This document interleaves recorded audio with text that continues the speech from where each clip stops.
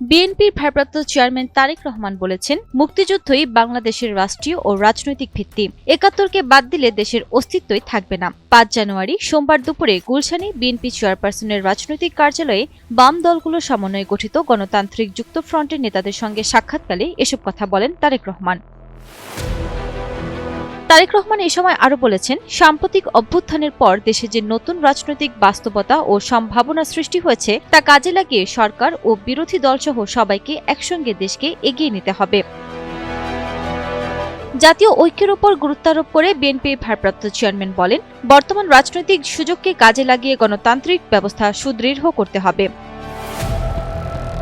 সাক্ষাৎকালে গণতান্ত্রিক যুক্তফ্রন্টের নেতারা বিএনপি চেয়ারপারসন ও সাবেক প্রধানমন্ত্রী বেগম খালেদা জিয়ার মৃত্যুতে গভীর শোক ও সমবেদনা জানান। পাশাপাশি দেশের চলমান রাজনৈতিক পরিস্থিতি নিয়ে তারেক রহমানের সঙ্গে মতবিনিময় করেন তারা।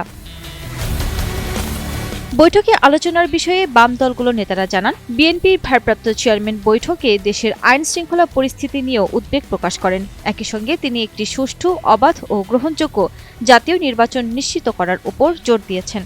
সবাইকে ঐক্যবদ্ধ থাকার আহ্বান জানিয়েছেন।